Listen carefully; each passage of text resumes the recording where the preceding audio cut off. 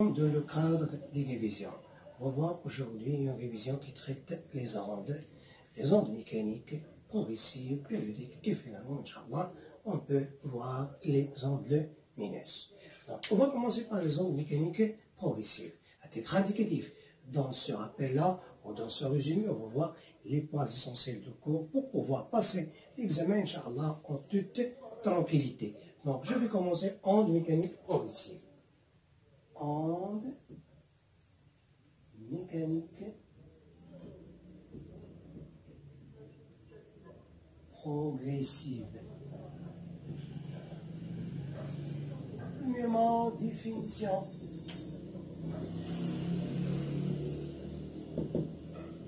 La définition de l'onde mécanique progressive, c'est un phénomène de propagation d'une perturbation dans un milieu matériel élastique par transfert d'énergie et sans transfert de la matière. Donc, phénomène de propagation d'une perturbation dans un milieu matériel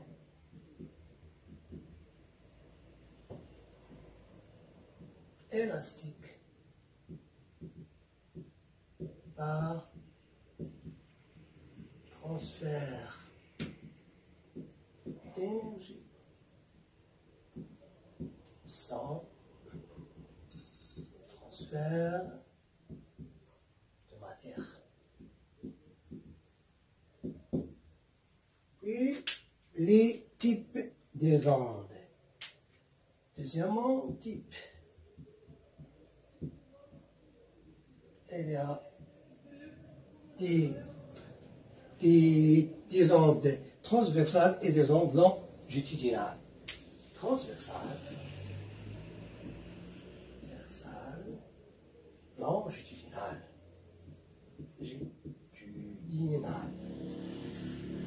Pour les ondes transversales, la direction de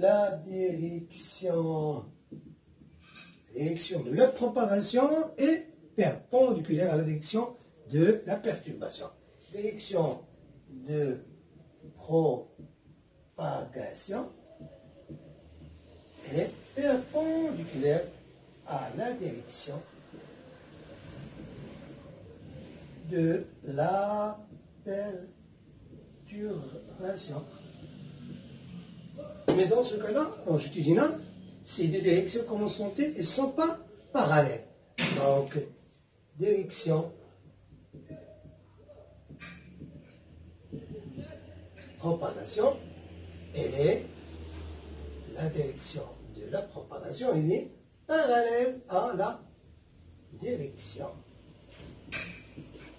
de la perturbation. Des exemples. Les exemples de cas des ondes transversales. On a premièrement le cas d'une corde, ou un câble, ou un fil. Donc, j'écris corde. Quoi d'autre? Surface d'eau.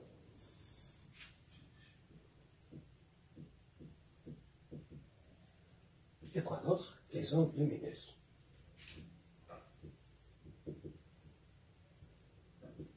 Et pour le cas des ondes longitudinales, on a le ressort et le son. Pour les dimensions, troisièmement, dimension.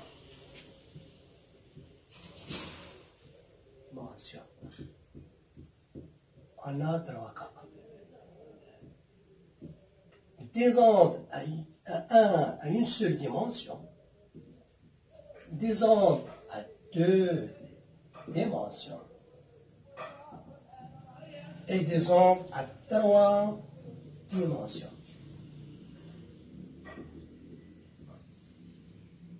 Une onde à une seule dimension, ça veut dire que sa propagation s'effectue selon un seul axe.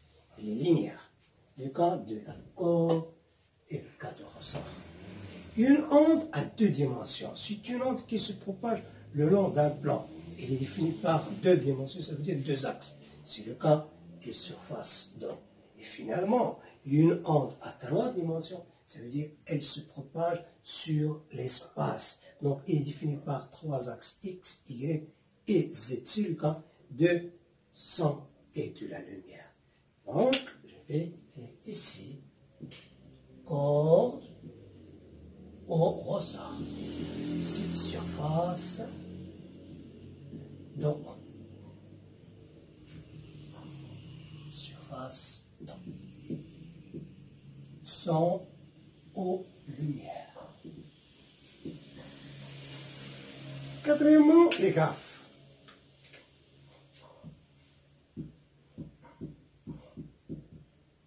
Dans le cours des ondes, on a vu deux types de graphes.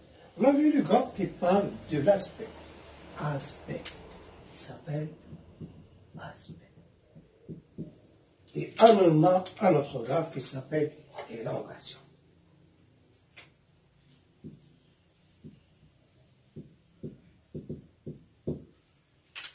Pour le graphe qui s'appelle aspect, on a mon graphe est constitué de l'axe des Y qui est gradé en mètres et l'axe des X il est gradé lui aussi en mètres ou en centimètres. Ça veut dire qu'il est gradé en 10 en distance.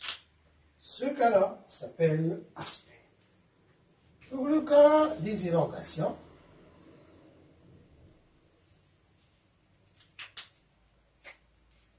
on a toujours Y qui est en mètres ou en centimètres. Par contre, l'axe des abscisses, il est gradué, l'élongation, il est gradué en temps.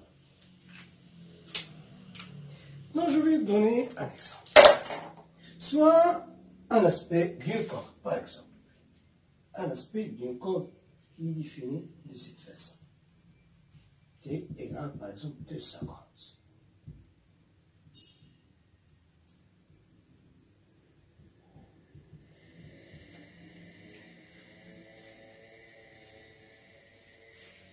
J'ai le cas d'aspect d'une onde qui traverse une corde à l'instant t égale 2 secondes. Je vais ici de lire ce qui est dans cette graphe des aspects.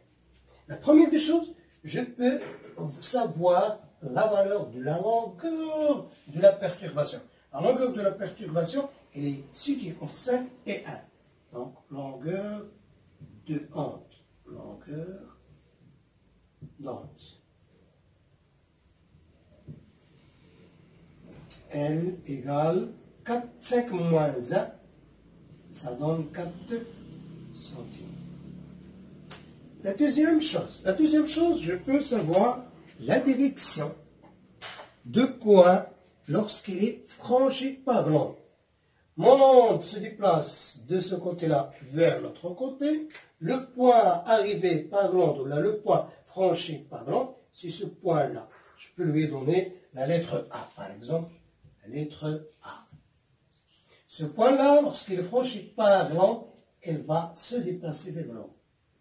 Donc, le sens de déplacement de chaque point franchi par cette onde-là, c'est vers l'onde. Direction de déplacement. Déplacement de point A. Pour les élongations, je vais donner un autre exemple. 1, 2, 3, 4, par exemple 5.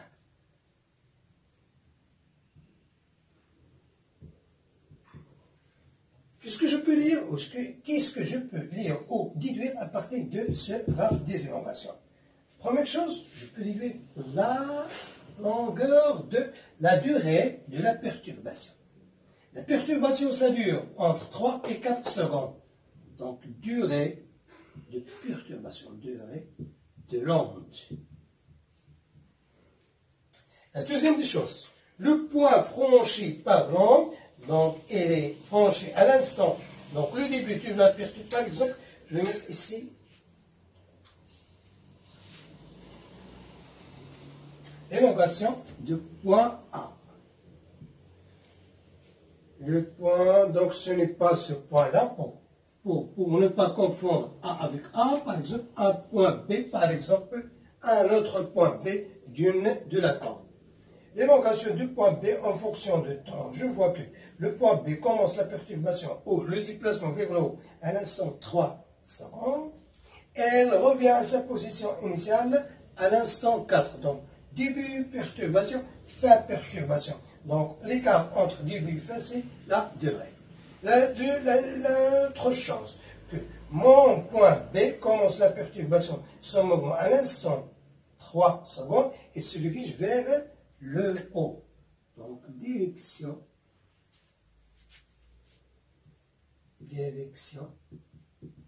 de point B au début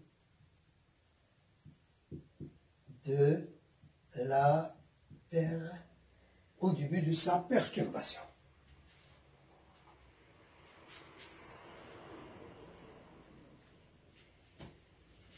Au début de son mouvement.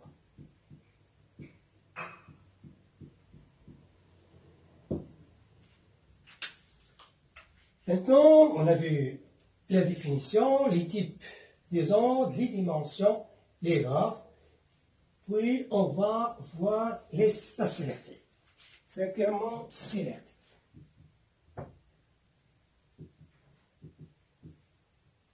On peut calculer la célérité de 3 façons différentes. Soit en divisant la distance parcourue par delta t, soit en divisant longueur d'onde sur durée de l'onde,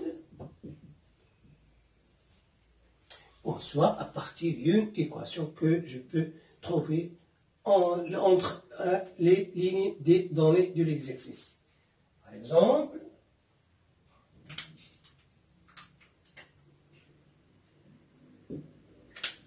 le cas de la corde, on peut calculer la vitesse de cette façon. F, la tension du fil sur la masse linéaire. On peut trouver des équations ou des formules qui permettent de calculer la vitesse d'une onde dans un milieu de propagation en fonction de ses propriétés. Par exemple, pour la corde, on a cette formule. Par exemple, pour les ondes tsunami, on peut utiliser cette formule. G fois H, ça veut dire la profondeur des ondes dans le lieu de la propagation de l'onde. Pour moi, je n'ai pas besoin de prendre par cours ces formules parce qu'elles seront offertes au cas où j'en aurai besoin dans l'exercice. Elles seront offertes, elles seront données.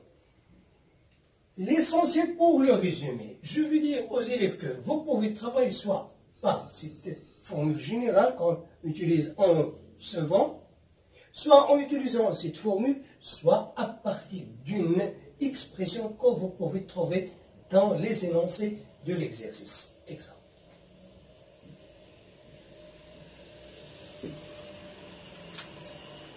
Puis, sixièmement,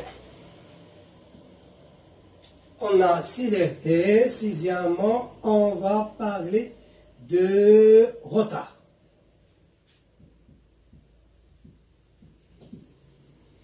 La même chose, le retard peut être calculé de deux façons.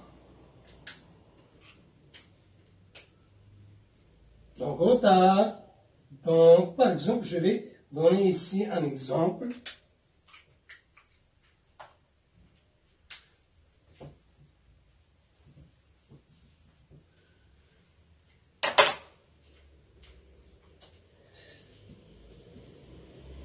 J'ai un émetteur,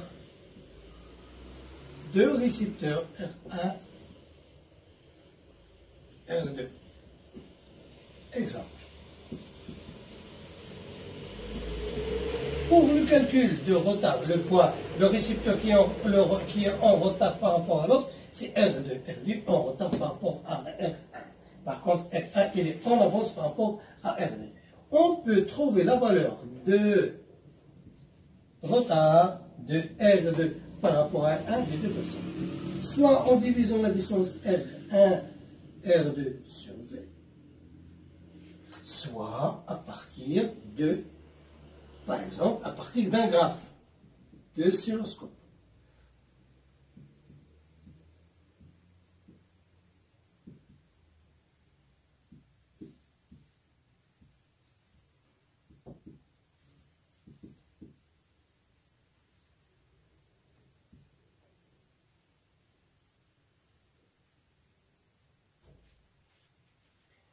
Ça représente l'écran d'un oscilloscope sur lequel est affiché cet oscillogramme. Si j'ai l'oscillogramme, l'écart temporel ou le retard de R2 par rapport à R1, c'est le nombre de divisions.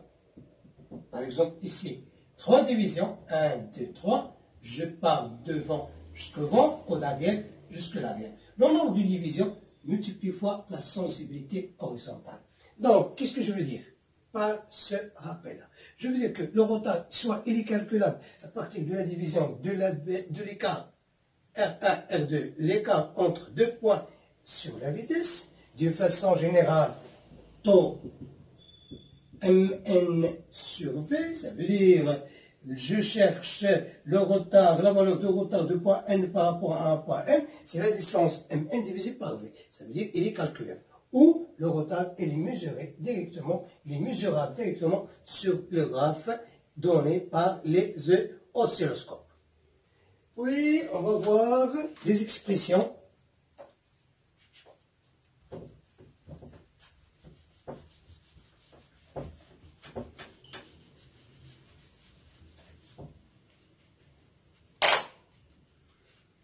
CRT, élongation, d'accord. Élongation. Donc, systémement, élongation. Avec S. Je donne le cas d'une corde S. On a un point A, un point B. Le cas de cette corde-là qui est traversée par une onde. L'onde commence bien, elle fait l'ancrer l'onde au point S et se translate vers la droite. Donc elle va passer par le point A, puis par le point B. Donc B sera en retard par rapport au point A. Donc les élongations.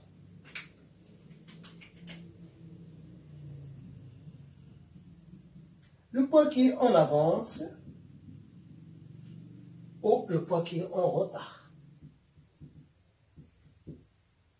Le point qui est en avance, c'est A, donc YA par rapport à T.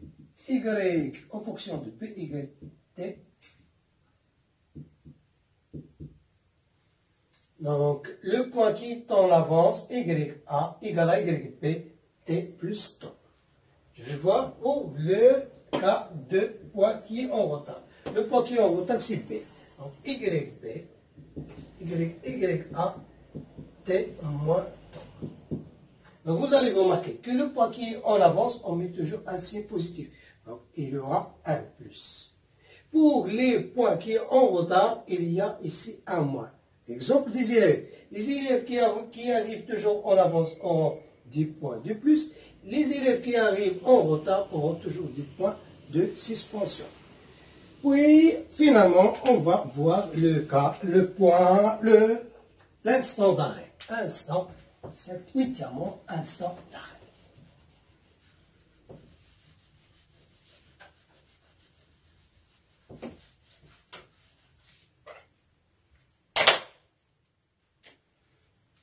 Huitièmement, instant d'arrêt d'un point.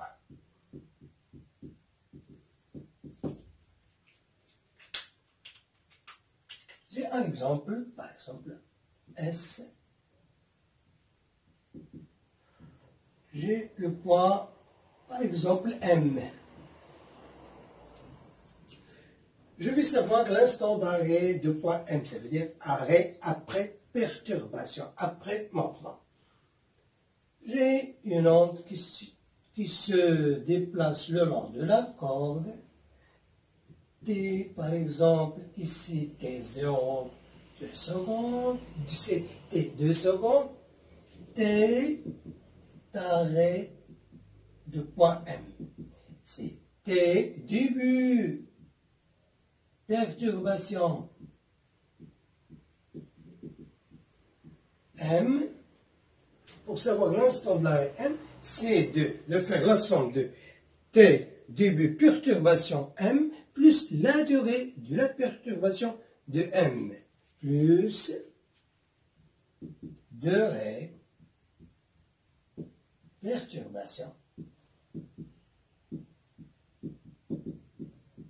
de point M. Temps d'arrêt de cours.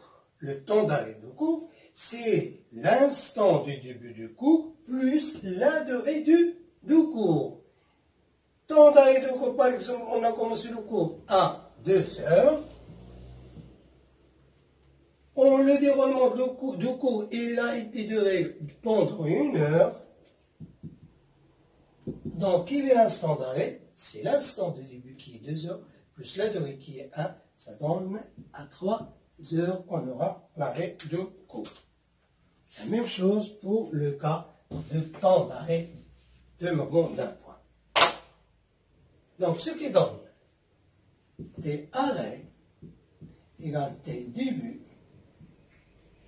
perturbation plus durée.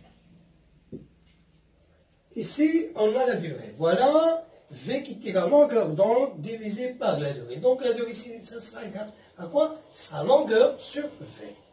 Donc, durée. Donc, je vais directement remplacer ici. La durée, c'est la longueur d'onde divisée par V. Plus longueur d'onde divisée par la céleste. Donc, pour le premier cours, qui est le cours des ondes mécaniques possibles, l'essentiel du cours, on l'a vu, se font de ces schémas-là et ces résumés-là. On va voir quelques applications pour achever cette partie de cours pour pouvoir passer voir les ondes sonores. Exemple ou application.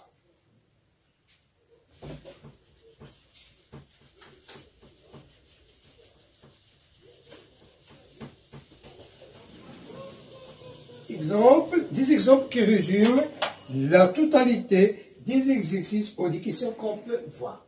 Donc, 9e exemple. Exemple 1. Exemple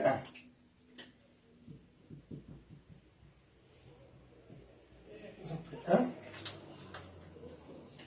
Soit l'aspect de la corde à l'instant t égale 2 secondes. Et voilà l'aspect de la corde à l'instant t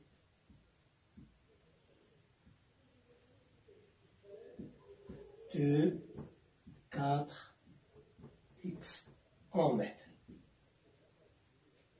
T égale y en mètres, t égale l'instant 2 secondes. Sachant que la perturbation de la corde est créée au niveau de point S à l'instant t égale à 0. La première question, quelle est la nature de l'onde? La nature de l'onde, c'est une onde transversale. La deuxième question, calculer la vitesse. Calculer la célérité. Donc, 20, on a 3 méthodes. Donc, soit d sur delta t, en longueur d'onde sur la durée, ou une autre équation. Donc, ici, je vais utiliser la première. D sur delta t. La distance parcourue par l'onde. Elle a sorti au point S, à l'instant t égale à 0.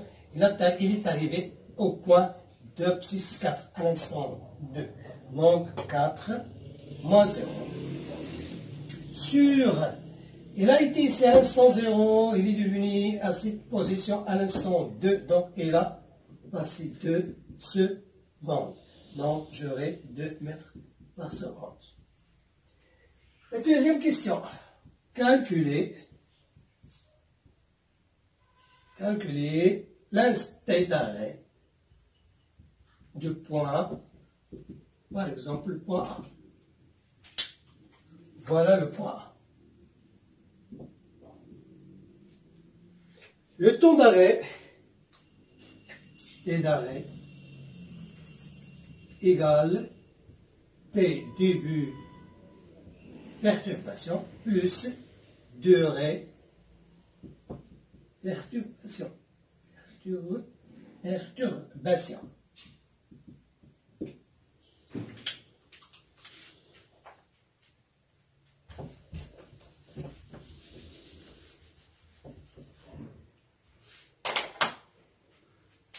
T d'arrêt, la suite, T d'arrêt, de point A, début perturbation, c'est l'instant 2 secondes, parce que l'on franchit le point A à l'instant 2, donc 2.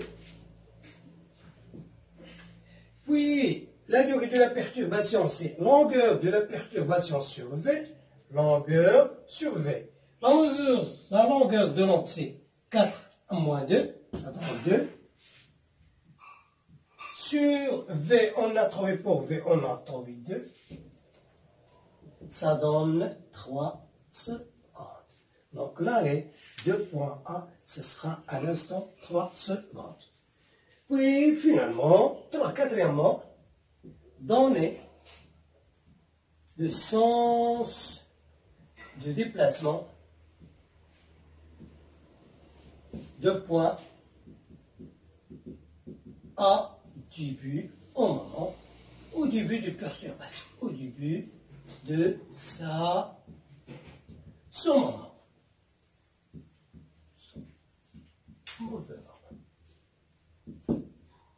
Donc le point A va diriger vers le haut parce que mon onde il est dirigé vers le haut.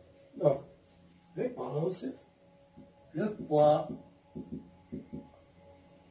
A va diriger vers le haut.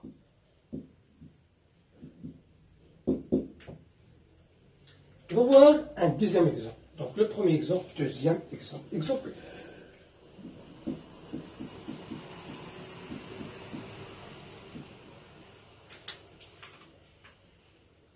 Soit l'aspect d'une corde à 2 instants T1 et T2.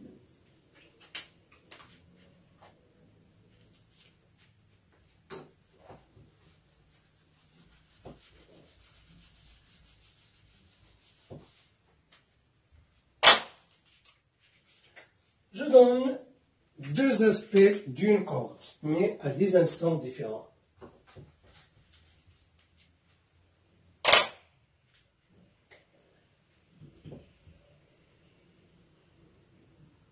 T1 par exemple 2 secondes, puis T2 par exemple 3 secondes. 2, 4, 6. Donc c'est pas grave. Donc ici 2, 4, 6, 8. Donc elle va se déplacer de 8 jusqu'à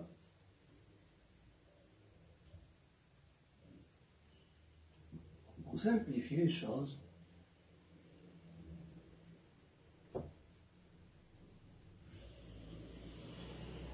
Je vais essayer de reproduire la même forme de l'onde ici en centimètres. En centimètres. J'ai deux aspects. Le premier aspect, ça donne l'état de la corde à l'instant 2 secondes. Le deuxième, dans l'état de la corde à l'instant 3 secondes. C'est bien évidemment Y, soit en centimètres ou en mètres, c'est la même chose. Première question, calculer V, la célérité. Donc, je me suis mis ici, je vais le mettre d'une autre façon. Donc, T1, pour le rendre T2 égale T1 plus, par exemple, 1 seconde. Donc, j'ai changé les informations. Donc, ici, à l'instant T1 inconnu, ici, à l'instant T2, qui était 1 plus 1 seule seconde. On demande de calculer la vitesse. Pour le calcul de la vitesse, je vais ici V égale T sur delta T avec la distance parlant, c'est 2,6 jusqu'au point 8. 0,6 au point 8, ça donne 10 à la puissance quoi? Moins de 2 centimes. L'écart temporel, il a été ici à l'instant T1, ici à l'instant T1 plus 1 seconde. Donc, delta T, c'est 1. Donc, pour la vitesse, c'est 2, 10 à la puissance de mètres par seconde. Puis, on va voir un dernier cas, un dernier exemple, exemple 3. Pour l'exemple 3, j'ai YX en mètres, YT en secondes.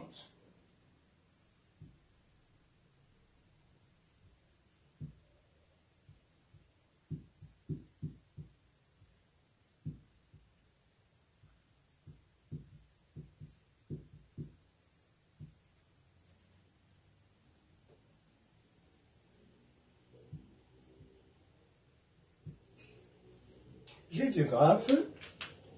Le premier, il est gradé en distance, ça veut dire que c'est l'aspect. Le deuxième, il est gradé en temps, ça veut dire l'orientation. On me demande de calculer V à partir de ces deux graphes. V. Est-ce que j'ai ici l'instant T? Non, je n'ai pas d'instant. Et quelle est la solution pour pouvoir calculer la vitesse? Donc, pour pouvoir calculer la vitesse, on va utiliser la deuxième loi qui dit que longueur de l'onde